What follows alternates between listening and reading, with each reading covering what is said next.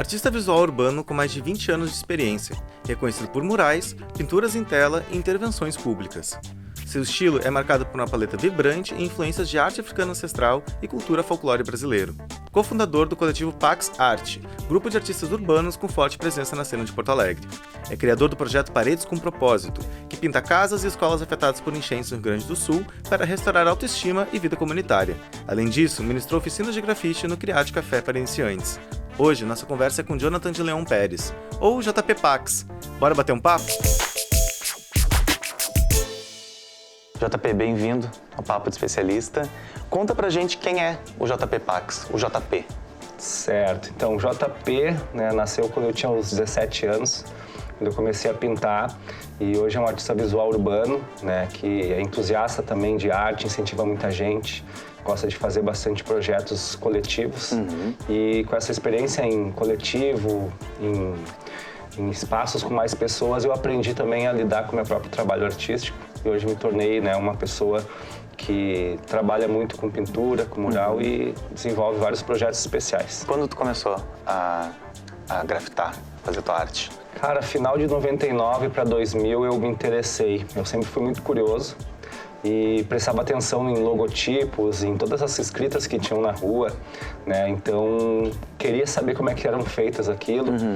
E comecei a desenhar no caderno. E aí, depois de um tempo, eu entendi que eu poderia usar spray, com bandeiras que eu via em jogos de futebol, que eu via de desenhos na TV também, então eu quis usar spray. E foi aí que eu conheci o grafite e me apaixonei por esse universo, esse movimento que ganhou o mundo, ali depois dos anos 80, e comecei a fazer. Perfeito. Tu falou que tu desenhava no teu caderno.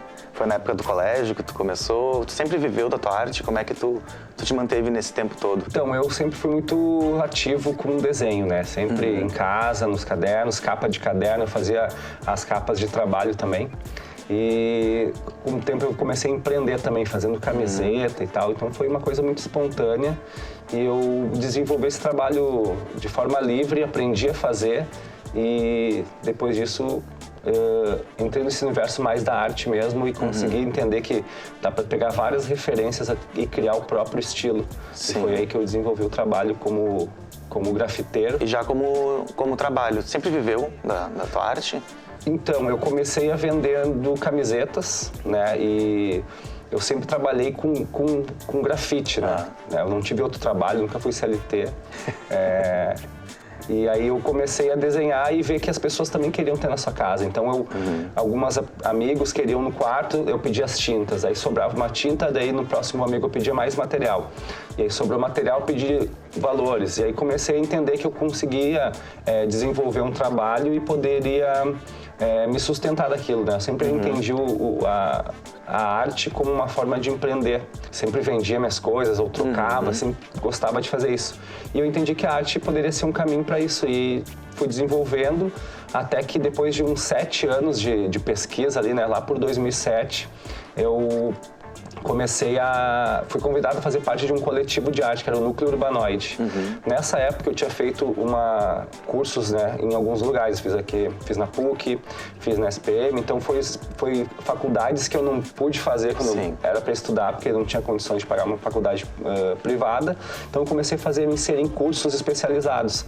Fiz aqui curso de ilustração, na FAMECOS, eu fiz curso que chamava Escola de Criação na SPM, e isso me deu essa visão de empreender. Então, até a maneira como eu apresento meus trabalhos foi o que eu aprendi na SPM, por exemplo. Então, eu consegui pegar um pouquinho de cada coisa e transformar essa minha vontade de desenhar em trabalho. Em um negócio. Foi de uma maneira espontânea também. Perfeito. E qual a importância de saber empreender dentro da arte? Olha, eu acho que é um divisor de águas, assim, para quem é artista, Hoje a gente não vê o artista como aquele cara trancado no seu ateliê, que tem merchants que vão vender a tua arte, pessoas que vão te descobrir, Como o caso do Basquiat, nos anos 80, lá em Nova York.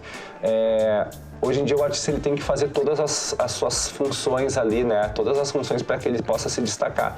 Então eu acho que o empreendedorismo para o artista é muito importante porque ele consegue, digamos, trilhar um caminho mais rápido, né, do que ficar esperando. Então eu nunca fui de esperar. Então eu criei, por exemplo, projetos que era a minha própria galeria. Então foi uma coisa assim, tipo, preciso expor num lugar legal. Criei um projeto que chama Pax Pop-Up, é uma galeria itinerante onde eu mesmo posso expor meus trabalhos e ainda convido pessoas. A gente faz curadoria com vários artistas.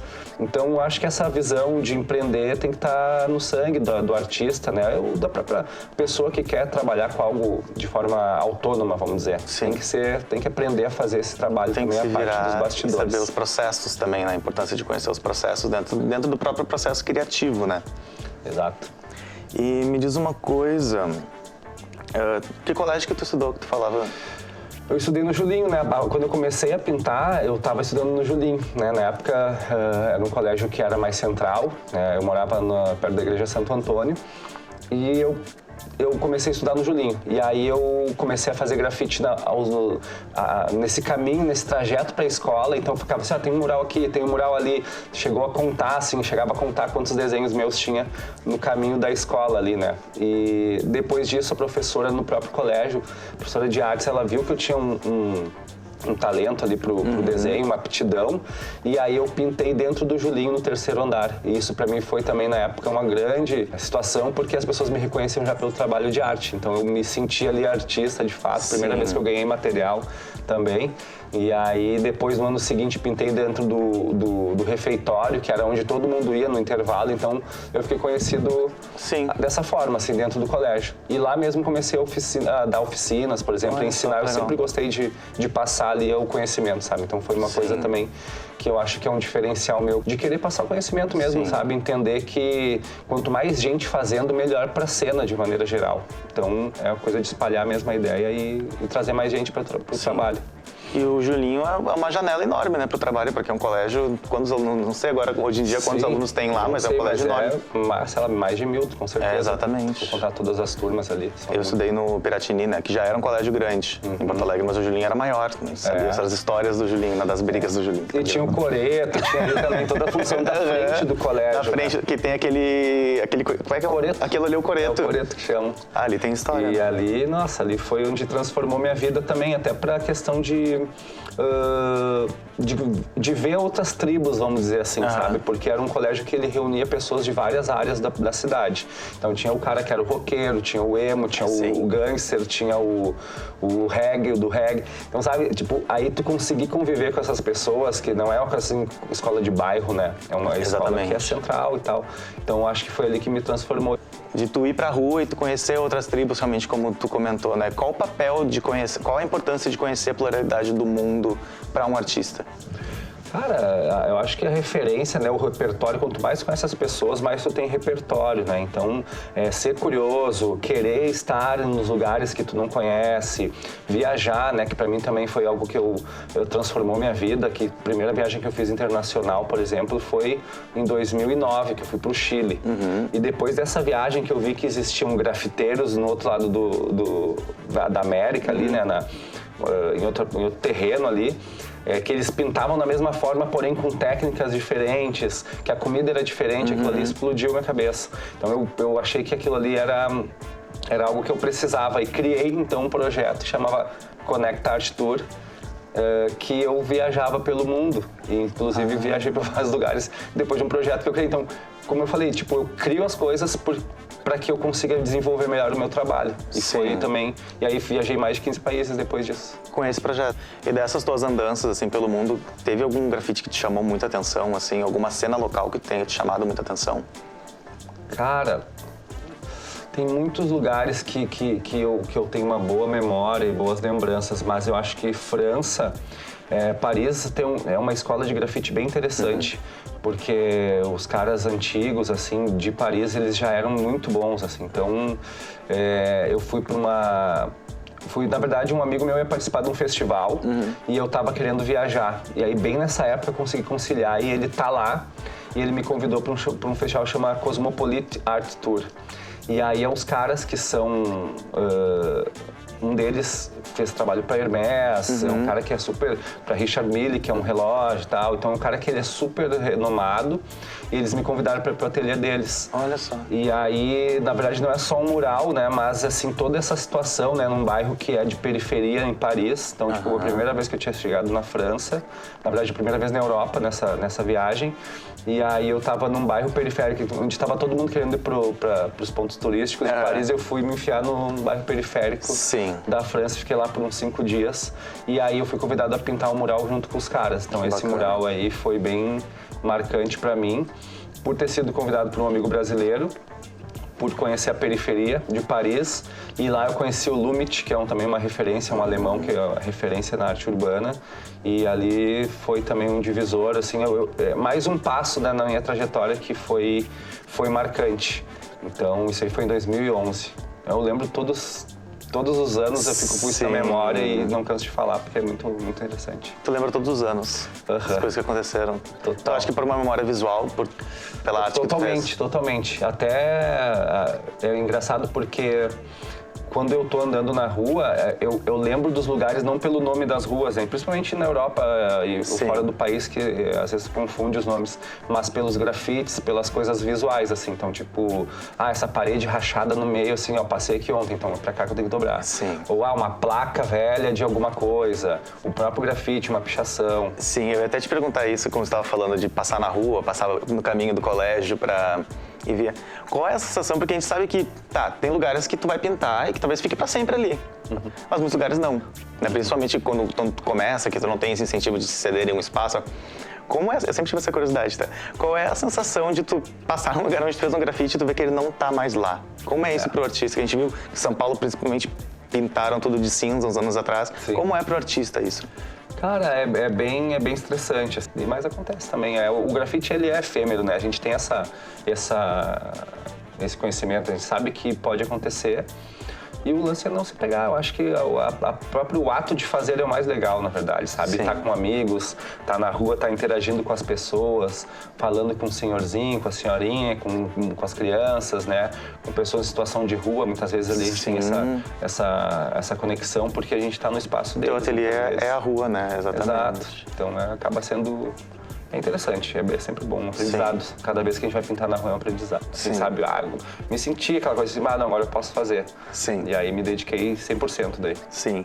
Esse aspecto social que tu trouxe da arte, acho que é importante trazer aqui, assim, como tu lida com a cena local? Existe uma cena local? Como tu te sentiu em algum momento, agora estou inserido na cena local, algo do tipo? Cara, existe, com certeza, né? Tem muita gente fazendo. Tem muitos bons artistas aqui em Porto Alegre. Eu sou da 2ª geração de grafite, né? Hoje deve estar na 4ª, 5ª geração. E quando eu comecei era muito difícil porque não tinha internet. Então eu vejo que existe uma cena, mas a galera ainda precisa se unir mais, fazer coisas junto, entendeu? Porque falta, de novo, né, aquela questão da convivência. Sim. A gente tenta fazer alguns mutirões e movimentar, né, com nossos projetos, mas acho que não pode depender só de um ou de outro, tinha que ser todo mundo meio querendo fazer coisa, sabe? A galera espera muito ser convidado, né? Prefere não se envolver na produção, acho que é trabalhoso, não vale a pena, vai lá, pinta o seu e vai embora. Isso eu vejo muito hoje, né? Em vez da galera ficar num lugar para conhecer, para conversar, vai lá, pinta, junta essas coisinhas e vai embora. Não, entendeu? Só para deixar o trabalho. Sim. Então isso eu não acho legal, acho que pode melhorar. Sim, tu busca sempre participar do processo todo, o inteiro. Eu gosto da função, na verdade, né? Essa coisa da montagem e tal, eu sempre fui muito pilhado nisso, eu gosto de fazer as coisas acontecer. E aí, se não for eu, quando eu tô disposto a fazer, eu não gosto de esperar pelos outros também, então acabou que é eu e a minha galera que eu boto fé ali, tipo, que eu convido, quem eu sei que é bom. E hoje a gente continua trabalhando dessa forma mesmo, tendo bastante trabalho. A gente sempre tenta agregar as pessoas, sabe? Eu gosto de ter pessoas por perto e gosto de fazer a galera trabalhar, assim. Acho que todo mundo evolui quando tem essa coisa conjunta, né? Sim. Eu acho tão difícil grafitar. Eu fiz uma oficina, eu nunca tinha grafitado. Aí foi ano retrasado, acho que foi. Eu fui no primeiro Isla das Minas, lá de Caxias do Sul. Eu fui com um amigo meu. E lá tinha uma oficina, tinha uma menina que tava dando oficina de grafite. E eu fiz no muro, assim, uma florzinha. Massa. Aí eu fiz lá, daí ela me passou que tem que... Pra não ficar escorrendo, né? Tem toda uma função, né? E eu fui fazer na minha casa depois. Inclusive, se quiser ir lá em casa pintar, tem paredes, horrores de paredes pra pintar, pra fazer arte. Fui fazer um coração na parede e fiz tudo errado. Não é fácil. É difícil. É bom que as pessoas também tentem, porque isso é uma tarefa difícil, É sabe? difícil. Usar o spray é fácil. Eu dou oficinas de técnicas com spray, por exemplo, pra galera, e a galera sai sabendo usar spray. Só que não quer dizer que sabe desenhar e nem fazer grafite, né? Porque... mais do que o spray, a técnica em si, é a criatividade, é ter noção também do espaço, porque às vezes, vamos fazer um grafitão aqui, um baita de uma parede, e aí tu faz um desenho desse tamanho, sabe? Então, tipo assim, saber usar o espaço também é parte do negócio. O próprio grafite tem o lance do corpo, né? Corporal ali, tu te movimenta, tu agacha, tu levanta, tu sobe escada. Então, também... além de ser um trabalho difícil, tu precisa estar ali disposto, né? Não dá pra fazer uma coisa meio cansada. Eu já não tô muito afim, vou fazer. Já nem vou, sabe? Já desmarco qualquer coisa. Sim. Tu tem que estar 100% focado, bem ali, tipo, disposto. Porque senão não vai sair um trabalho legal. Então, também tem essa questão do muralismo, que é a predisposição, né? Tu tem que estar ali predisposto àquilo. Não é um trabalho que tu faz no automático, sabe? Que nem talvez outras funções aí, né, de profissões e tal, que tu consegue fazer meio manual, que é só repetição. É uma coisa muito mais psicológica ali, que tu precisa estar bem, né? Sim. E a gente falou agora sobre a atualidade, o cenário atual da arte de rua. Para onde tu acha que a arte de rua está caminhando nos próximos anos, assim, tanto no Brasil quanto no mundo? A gente veio lá hoje em dia já há uma certa valorização, não é algo tão marginalizado. A gente já teve o movimento Basquiat, tem todo o pessoal que já veio aí antes e tem tudo também que é um expoente dessa arte, né, para ser vista como arte. Mas no futuro, o que tu vê acontecendo? Cara, eu vejo que a gente está agora caminhando por um momento onde a tecnologia ela está influenciando bastante a arte, né? Então eu vejo que vai ter muitas coisas experimentais acontecendo, vai ter muitos movimentos novos surgindo, né, usando a tecnologia, né? Eu fiz parte da diretoria da Bienal nos últimos 4 anos e eu pude acompanhar todo o processo de montagem e de concepção da mostra. E eu vejo que a arte contemporânea ela está usando muito tecnologia também, né, para arte. Então, eu acho que vai ser essa aí, vai ser uma mudança onde o grafite também vai estar inserido com tecnologia. Hoje em dia também pode usar óculos de realidade virtual para fazer grafite. Estão usando também para fazer marcação nas paredes, nos murais. Então, o pessoal está conseguindo saber usar a tecnologia, né? Então, acho que vai ser bom, é promissor. Eu acho que o aprendizado, toda nova tecnologia é bem-vinda, desde que seja bem utilizada ali. Vai continuar existindo e também acho que as coisas manuais vão voltar a ser valorizadas também, de certa forma, porque é algo que tu não consegue reproduzir, né? Nenhuma máquina consegue fazer. O teu êxito ali, o êxito não, na verdade, quando tu hesita em fazer algum traço, quando tu fica nervoso, quando tu tá tremendo, ou tu tá ali, ou esbarra na tinta e cai, essas coisas são genuínas dos seres humanos, né? Então acho que isso aí nunca vai mudar e vai acabar sendo valorizado também, de certa forma. Sim. Tu falou de tecnologia, usa tecnologia no grafite, na arte de maneira geral. Como tu lida com o uso da inteligência artificial hoje no fazer arte? Cara, eu acho que ele encurta um caminho para quem é preguiçoso, sabe? Tipo assim, tu vai acabar indo para um lado muito mais de prompt ali, digitar e vai perder aquela coisa da essência, do erro, né? Qualquer trabalho manual, na verdade, mas a arte, o erro faz parte do processo, entendeu? Então, se as pessoas criarem um prompt perfeito para criar um quadro perfeito, para expor num espaço virtual perfeito, sabe? Acho que isso não vai chegar um momento que vai ser chato pra caramba, entendeu? Então, eu acho que o desafio é fazer, errar e fazer de novo, sabe? Esse é o mais legal de tudo como uma pessoa, como um profissional, como um aprendiz, né? Uma Sim, pessoa que tá... exatamente. Qualquer tarefa no mundo, né? Tu tem que fazer, errar e fazer de novo e segue baile. Falando sobre aprendiz, tu também ministra oficinas, né? Conta um pouco sobre as oficinas que tu já ministrou e a importância disso. Sim. Então, logo que eu comecei a me sentir artista ali, né? Lá por 2006, 2007, eu entrei no coletivo. Nesse espaço, que era uma casa na Cidade Baixa, a gente recebia vários amigos. E aí, certo dia, a gente pensou, quem sabe a gente então ensina o pessoal, porque a galera nos perguntava, me chama quando for pintar, que eu quero ver, eu quero aprender. As pessoas têm essa curiosidade, essa vontade. E aí a gente, então, vamos criar uma oficina que a gente vai ensinar técnicas com spray, né? Que daí, oficina de grafite existe, mas assim, tu não vai aprender a fazer grafite na oficina de grafite, tu vai aprender a usar spray. Né? Então a gente pensou, vamos então criar uma oficina mais técnica, e foi uma turma gigante, assim, foi bem legal. A gente cobrou por isso, então também foi uma forma da gente se remunerar. E a partir disso comecei a ser convidado para fazer isso aí em escolas, em faculdades, em eventos e tal. Então já fiz várias coisas, festival.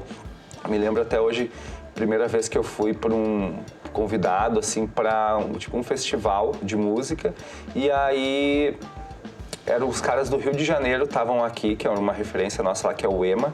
É um dos caras que pintou o Circo Voador, pintou Fundição Progresso. O cara tem um ateliê hoje na Fundição Progresso. Não sei se até hoje, mas ele é um cara que é muito legal, e eles nos chamaram para fazer parte dessa ação com eles nesse festival. Foi muito legal, e ver as pessoas querendo aprender, e na época não era tão comum assim o grafite. Hoje em dia é mais comum. Mas já criei em cafés, em lojas e tal, é bem bacana. Sempre que eu tenho tempo, eu tento fazer oficina, porque eu também gosto de juntar a galera. Sim. E as pessoas saem bem felizes também, geralmente saem bem empolgadas. Tu entende que o artista tem uma responsabilidade social no trabalho dele? Com certeza, é muito importante saber o que vai falar, saber o que vai fazer, né? Mesmo sendo uma arte marginalizada e tal, isso também escola muito do trampo, né? Que eu falei, né? Meu amigo Luiz Flávio Trampo, grande mentor. O grafite, ele sempre pensa em passar uma mensagem, né? Então, olhe perto, quem que tem perto de um lugar que tu tá pintando? Tem escola, sabe? Tentar tomar um cuidado de fazer algo num lugar onde tu tem essa sensibilidade, que vai passar pessoas, perto de um hospital, não é legal fazer alguma coisa relacionada com, sei lá, doença, morte, não sei o quê, ou perto de uma escola, criar alguma coisa com contexto mais sexual e tal, né? Embora na arte tenha isso, né? Pode ser que exista essa provocação. Então eu acho que a responsabilidade do artista é justamente saber comunicar, né? Saber passar a mensagem dentro de um contexto realista ali, né? Sim. Do próprio ambiente que ele está inserido ali. Agradecer de novo a tua presença aqui. Fazer mais algumas perguntas. Qual a importância da arte para as comunidades? E depois eu gostaria que tu falasse um pouco da PaxArt também. Tá. Mas primeiro a gente começa com a importância da arte para as comunidades. Certo. A arte, ela tem um poder transformador que é mais forte que qualquer outro tipo de manifestação, né? Porque ela primeiro instiga, ela acalma, né? Então, quando tu tá ali desenhando, né, a gente acaba saindo do lugar que a gente tá e concentrando toda a energia ali no papel, na parede. E ela comunica bem com comunidades, entendeu? Porque a gente tem uma linguagem que eles gostam, que é do hip hop, que é do skate. Então, a gente consegue, sei lá, pintar shape de skate ali, customizar os tênis, customizar a bicicleta. Então, quando a gente está nesses lugares, as crianças, os adolescentes ficam muito em volta ali, querendo saber como faz. E o papel social enorme, assim, né, da arte, conseguir despertar nessas crianças algo que elas não têm dentro de casa, né?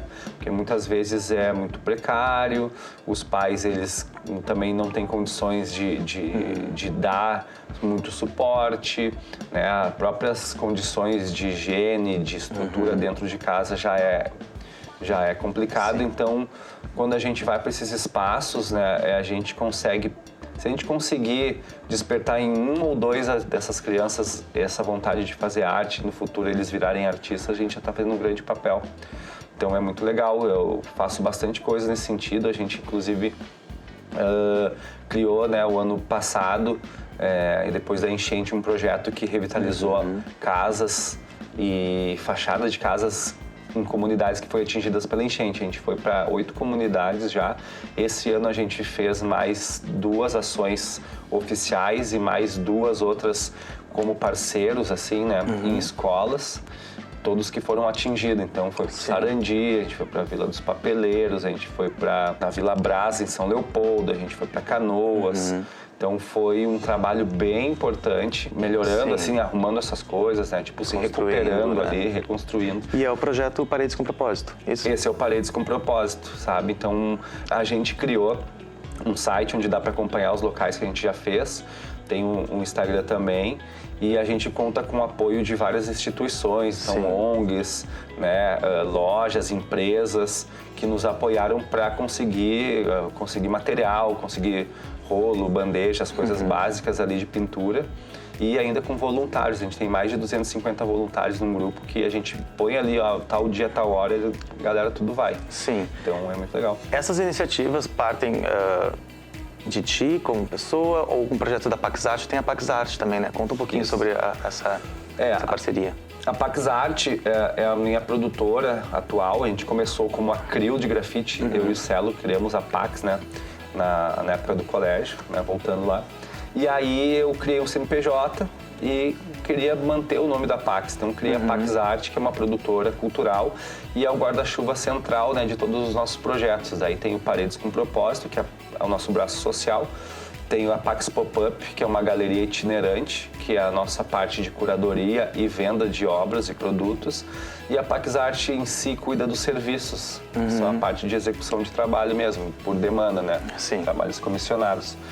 E além disso tem a ArtSync, que é a empresa que faz as conexões e curadoria, que é da minha esposa, que ela também faz esse papel de conversa entre marcas e artistas, né? Que é um papel importante que eu também não ia conseguir fazer sozinho. Então ela acaba fazendo toda essa parte de contratual, administrativa e tal.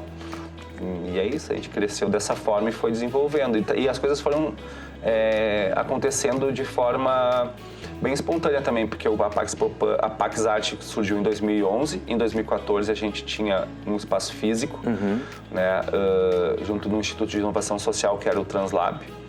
E aí veio a Paredes com Propósito ano passado, 2024.